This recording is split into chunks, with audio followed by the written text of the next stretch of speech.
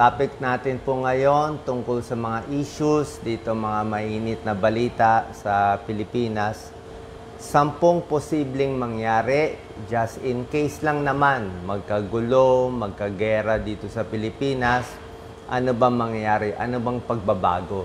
Kailangan kasi naghahanda tayo, advance tayo mag-isip para ready tayo sa pamilya natin. Itong tips ko, pwede to kung mahirap ka, gagawa tayo practical tips. Pwede to kung mayaman ka. Base to sa mga nangyayari sa gera sa ibang bansa.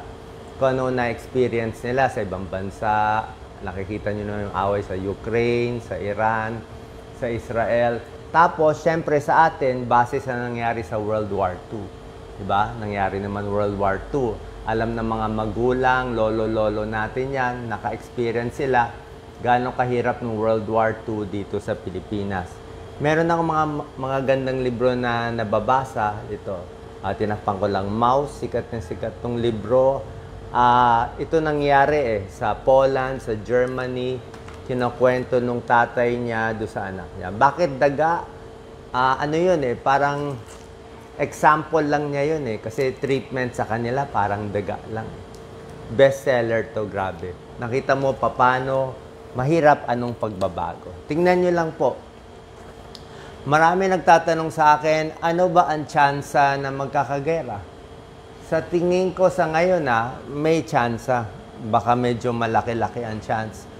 Base sa mga superpower, base sa mga balita, base sa paghihirap, ibase mo pa sa prophecy, ibase mo pa sa Biblia, lahat ng ko-connect-connect, base mo pa sa init ng ulo. Nakita natin, mainit na ulo talaga ng tao ngayon. Parang ready na talaga mag-spark. Konting spark na lang, yun ang mangyari. Tignan nyo muna 10 tips ko. Ganito kasi mangyayari. Posible naman mangyari na nangyayari sa ibang bansa. Number 1, para sa ordinaryong tao. Number 1, pag nagkagera na, nagkagulo na, syempre, yung mga utang, halos wala na yan. Wala nang bayad utang. Kung may utang ka, hindi na mababayaran. Kung nangutang ka, gera na Diba? So, kung nagpautang ka ng malaki, don't expect na mababayaran ka pa. Kasi yung pera halos mawawala na ng value. Mawawala na ng value. Hindi, yung 100 pesos, hindi na 100 pesos halaga. Maliit na lang. Gaya nangyayari pag gera.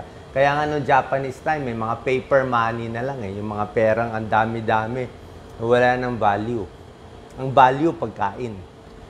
So, number 1, wala nang bayad-bayad sa utang. Sa trabaho, maraming trabaho mawawala Kung mga office job, mga ganyan, halos baka hindi na kailangan. Ang matitira na lang trabaho, nakikita ko during war, mga hospital na lang ang bukas hospital, surgery, nurse, yun na lang matitira kasi may mga casualty pero yung iba, kung yung trabaho nyo hindi ganun kahalaga, baka wala na ring job. Wala na tayong ma-expect pag may gera. So yan, nagbabago. Number 2, ito nakakatakot. Pag may gera, wala nang rules, wala nang batas. Hindi na rin mahuli ng pulis, wala nang kulungan. Yan ang nangyari during World War II, diba, dito sa Pilipinas. Wala nang batas. So pag walang batas, pwede na magnakaw kahit sino, pwede na gumawa masama. Nakita nyo sa ibang bansa, may mga looting na sila At nakakatakot dito, wala na ring batas. Yung ibang tao na masama iniisip, pwede na gumawa ng masama. Diba? Anong masama? Masama sa mga anak nating babae. Hindi ko na i-hint. Diba? Kasi wala nang rules Wala nang rules During the Japanese time, ako po, medical historian ako, nag-aaral ako ng medical history. Noong 1942 to 1944, meron ako mga research yan Pag-alis ng mga Japanese, noong 1945-46, chinek ko kung sino Secretary of Health. Sabi nung Secretary of Health natin ng 1946, dumami, this is just objective, dumami ang sexually transmitted disease sa Pilipinas. 1946. Siyempre, at that time, alam niyo naman, mga comfort women, wala nang rules, di ba? So, kanya-kanyang Kanya-kanyang tali, kanya-kanyang kuha, wala nang rules eh. Di ba? Wala na huhuli. Actually, may nabasa ako ng comment na masama eh. May nabasa akong comment. Dito lang, mga kababayan natin nagko-comment. Gusto na daw niya gera kasi wala nang rules. Magagawa na daw gusto niya, hindi na daw siya mahuhuli. At least, magkaka-girlfriend na daw siya, sabi ko. Iba na talaga utak ngayon eh. So, hindi mo alam anong mangyayari sa utak ng tao pag wala ng rules. Number 3, you have to protect yourself. Diba? Kaya kung kayo nasa bahay, kung ano na lang protection, sinasabi ko lang, just in case ganito, ganun mangyari. Kung meron kang, yung iba may baril, kaya nagtatago sila ng baril. Tayo, wala. Ano bang meron tayo? Maglalak lang tayo, di ba? Di ba? Sasarado lang. Pero you have to protect and arm yourself. Kasi during war, ano na lang yan eh, guns, goons, and gold na lang yan eh. Guns, goons, and gold na lang yan. Gera kasi. Hindi siya peacetime eh. Number 4, kailangan mag-stock up na ng pagkain. Kasi wala na nga pagkain. Ano ba ma-stock natin pagkain? Pag sarado supermarket, sarado ang palengke. Diba? Baka may stock kang delata. Maganda magtanim. Kung meron kayong probinsya, ang buhay pala during war, farmer. Farmer. Sikat ang mga magsasaka ngayon. Kasi kung meron kang lupa, nagtanim ka ng kamote, may pagkain ka, ay buhay ka kahit papaano. Kasi hindi na tayo makaka-import eh. Wala nang import ng rice, import ng self-sufficient na, di ba? Kahit marami kang pera, aanhin yung pera. Wala na matatanggap na ng pera eh, at that time. Wala na ring value, di ba? So, magtanim, yun ang pinakamaganda. Tapos mag-stock na. Kung may balon kayo, kung may balon, mas maganda para may water supply. Kuryente, di balik tayo sa uling. Ganun mangyari. Ano pa i-stock? Kailangan mag-stock kayo ng gamot. Di ba? Saan ka bibili ng gamot? Di ba? Paano kung may nagkasakit? Di ba? So, stock ng gamot. At ito, kung may internet pa, maganda itong mga tips natin. Puro natural remedy. Puro halamang gamot, natural remedy. O kahit sa diabetes, high blood, puro natural remedy na lang tayo kasi maubusan ng gamot. Sabi ni Doc Lisa, mag-stock daw ng asin. Maganda daw yung asin eh. Asin, asukal, mapre-preserve mo yung pagkain. Number 5, during war, ito tinuturo dito, ang money nawawalan ng value. Ang may value na lang yung mga jewelry. Yung mga jewelry, kung meron kang sing-sing, may alahas, may relos, yun ang pang-barter nila eh. Bago sila hulihin o dakipin ng mga sundalo o kung sino mang sundalo yon, bibigay nila yung jewelry eh. Yun ang kapalit eh. Yun ang barter. Kaya ang gold ngayon mataas. I-check nyo. Ang value ng gold ngayon, dati $1,800 ang value ng gold, I think per ounce. From 1,800 ang value, ngayon 2,400 na. Shoot up na ang gold. Bakit tumataas ang gold? Because of war. Basta may gera, ayaw na ng tao ng cash o ayaw na ng dollar, ayaw na ng peso, puro gold na lang. Kasi gold is God's money. Yan ang pera ni Jesus, no? Ni gold sila. Gold and silver. So mawawala ng value yung money. Wala na rin banks at that time. Kaya yung mga overseas worker, kung may chance kayo, pwede kayo makapunta sa bansa na safe o hindi, o baka mas okay. Tayo, syempre, Filipino citizen tayo, pinanganak tayo sa Tondo, wala tayong magagawa, stuck tayo dito, di ba? Number 6, sinasabi ko lang itong mga posible para alam ninyo. Mamaya mabigla tayo, pagising natin, ganyan na. Hindi tayo nakapaghanda eh. Pagkain, saan ka pupunta, yung mga utang, wag mo expect na babayaran ka pa. Diba? Dapat safe ka. Number 6, ito, palakasan system to. Ano palakasan system? Ito nangyayari ng mga panahon dito. Sino lang kakilala mo? Sino lang kakilala mo? Kung kami kakilala ka, malakas ka, sikat kang tao, politiko ka, baka maka-escape ka, makapunta-punta ka, o makabili-bili ka ng mga pagkain. So, guns, goons, and gold to. Ngayon pa nga, wala pang gulo, di ba? Palakasan system na. Yan ang kinukwento nyo, pag malakas, makakuha ng gamot dito. Di ba? 'Di ba? Sa mga, alam niyo naman yan, sa mga LGU, meron na nga palakasan. Lalo na kung magulo, konti ang supply. Number 7, ito iniisip ko. Dapat isipin natin, yung mga bata ang kawawa during this time. Oo. Tayo kasi like ako matanda na ako, kompleto na ako sa buhay ko, okay na ako. Pag nagkagulo, tayong mga kung senior na, pag nawala tayo, okay na, natapos na natin buhay natin Wala namang kaso na yun Diba? Hanggang dun lang ang buhay. Lahat naman may limit. Ilang taon lang ba? 70, 80, that's it. Sabi ko that's it, pansit. Diba? So wala nang problema sa ating mga mas matatanda. Pero yung mga bata ang kawawa. Yung mga anak nating 5 years old, 10 years old, kawawa yung magiging buhay nila. Manalo man tayo o matalo sa kalaban, kung sino man ini-imagine nating kalaban, manalo tayo, baka balikan yung anak natin. Matalo tayo, di talo din yung anak natin. So, yung anak natin kawawa, anong ibig sabihin to? So, mas maganda hindi muna magbuntis. Kasi pag nagbuntis ka ngayon, mahirap. Diba? Tapos meron kang sanggol na binabantayan. Baka better wag muna magbuntis at this time hanggang hindi stable yung mundo. Okay? Number 8. Sino na lang ang tao na may value? Ito nangyari during war. Kinakwento nila. Hinihiwala yung taong may value sa no value. Yung mga taong may value, katulad ng kunyari, karpentero ka, o taga-ayos, o magaling ka mag-fix ng equipment, electronic, kailangan ka. Siguro, magaling ka mag-massage, baka kailangan ka rin. Kung nurse, kung doktor ka, malamang kailangan ka. Diba? May silbi yung trabaho mo. Diba? Pero, ang kawawa dito, during wartime, yung matatanda na may sakit, diba? O yung mga bata na helpless, feeling nila useless, 'di ba? Yun ang nakakatakot doon Pagdating ng gutom, baka sabihin, hindi na kailangan mga yan. Yun ang nangyayari. Sobra sakit ito.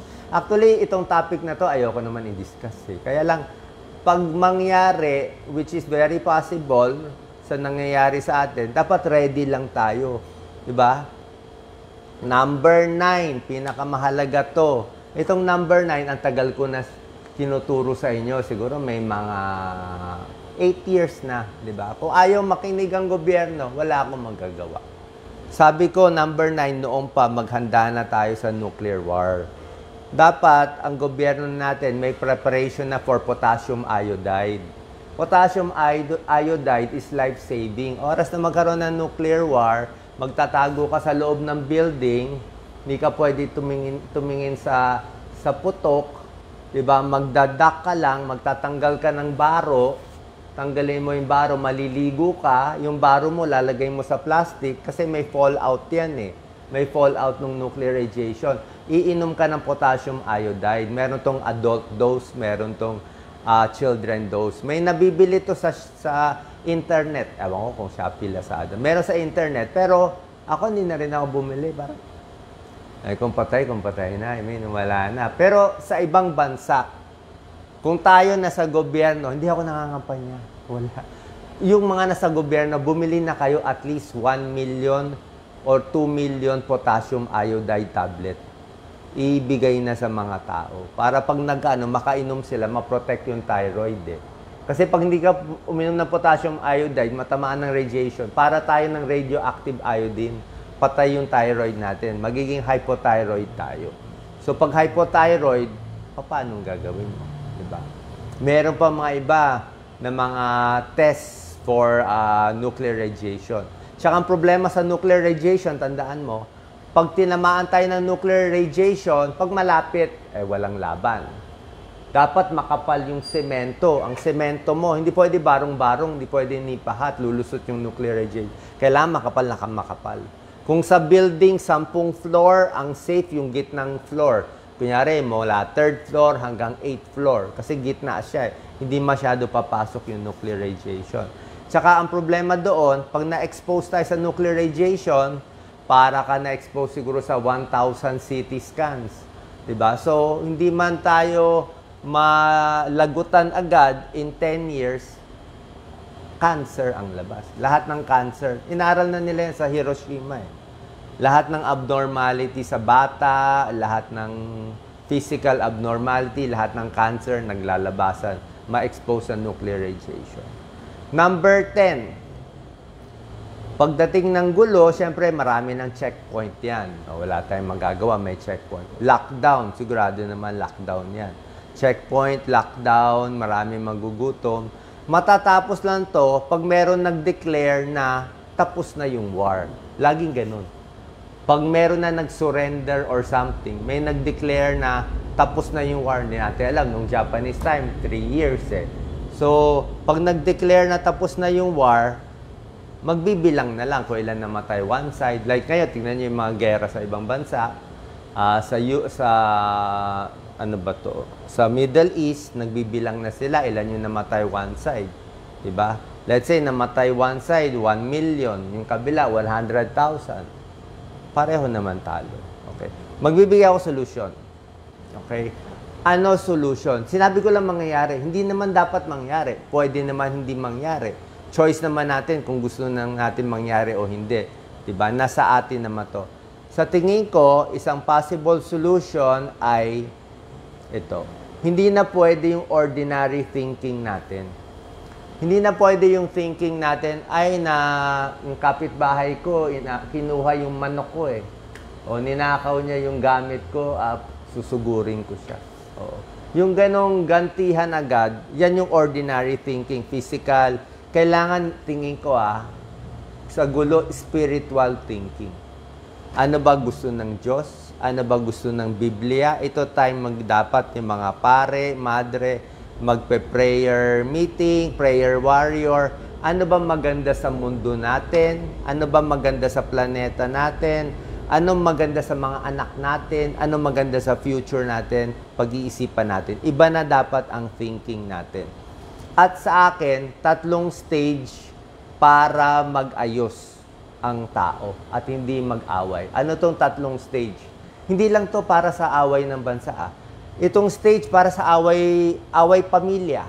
Away, marami sa atin, galit sa tatay natin, nanay natin, galit tayo sa kapatid natin, galit tayo sa pinsan natin, di ba? I'm sure kayo yan, mortal enemy nyo, kamag-anak nyo, alam ko yan. Anong gagawin natin para hindi maging mortal enemy yung kamag-anak o kaibigan mo? 3, TAP. TAP. Ang ginagamit ko ngayon, iba naman. Ito, embraced by the light. Yung mga taong namatay at nabuhay muli, nakakita sila ng mga lessons. Basahin nyo, nood kayo sa internet, sa YouTube, near-death experience. Type nyo lang NDE. Isa to sa pinaka-bestseller noon eh. Nakita niya ano yung paano umandar talaga yung mundo. It's not a religion. It's kung ano paniniwala nyo. At actually, encompassing siya eh. All religions eh. 3, TAP. Number 1 is, first step is tolerance. T is tolerance. A is acceptance. 3 is peace. Kahit doon lang tayo sa tolerance, okay na. Ma-tolerate mo lang yung pagmumukha ng kaaway mo, pwede na. Pag nakita mo lang yung mortal enemy mo, kung meron kayo, ako wala akong mortal enemy. Ma-tolerate mo lang yung pagmumukha niya na hindi mo siya susuburin, hindi mo siya susuntukin, hindi mo siya sasaksakin, yun lang. Ma-tolerate mo lang na nandyan siya, pwede na yun. First step yun. Kasi lahat tayo may enemy, gusto mo magkaroon ng enemy. Mabilis magmahal sa mga kaibigan mo. Pero ang problema ngayon, how to deal with enemies eh. Tingin mo, enemy mo. Dapat T is tolerance. Second, pag lumalim-lalim na yung tolerance, doon yung A, acceptance, na ma-accept mo siya. Pero sa tolerance pa lang, sa tingin ko, hindi na tayo gegera eh. Second step, acceptance. Third stage, yung peace. Peace and love. Yun ang third stage. Dapat maisip natin, konektado tayo lahat. Yung paghihirap ng isa, paghihirap ng iba, paghihirap ng natin, kahit anong lahi, pare-pareho naman yan eh. Itim, puti, whatever, ano. In the end, for me, dalawa lang ang choice ng tao. Dalawa ang choice. Yan tinuturo. Either gagawa tayo ng decision natin based on takot, or gagawa tayo ng decision natin based on love. Takot or love. Ang takot, ibig sabihin, gagawa ka ng sariling mong multo. Itong bahay may multo eh. Takot ako dito. Alisin na itong bahay may multo. Pag gumawa tayo ng sariling multo, yun ang delikado. Kapitbahay ko, kinuha niya itong manok ko. Sa tingin ko may gagawin siya. Sa tingin ko, papatayin niya ako one day. Sa tingin ko, aagawin niya lahat ng gamit ko. Kaya para hindi niya ako agawan, uunahan ko na siya. Lahat naman ng gera sa mundo, laging ganun eh. Siya na una eh. Sasabihin ng isa, siya na una. Siya na una, siya na una. O, kahit sino man mauna, ang ending is parehong lugi. Kaya nga tolerance eh. Diba? Doon lang tayo sa situation. Ang pinag-aawayan lang ng kapitbahay, manok na ninakaw eh. Diba? So, ang usapan dapat, manok din. Diba? Ang kinuha sa'yo, manok. Ang bayad, manok. Hindi pwede ang usapan, manok ang kinuha. Ang usapan is patayan na eh. Diba? So, ano lang magagawa natin? Wala tayong magagawa, pero meron tayong magagawa. Pwede tayong magdasal. Kasi bad thoughts, ang masamang isip sa kaaway sa ibang tao, yun ang nagpro-produce ng galit eh. Parang ako, tumakbo ako sa politics, kita mo. Wala naman akong kaaway. Kahit ako nababash, ako nato-troll nun, wala akong reklamo. Wala akong bad thoughts sa kanila. Diba? Pag wala kang bad thoughts, walang problema. Kaibigan ko lahat ng politiko, kahit anong linya nila. Diba? Pag inumpisa natin ng bad thoughts, magiging masama siya.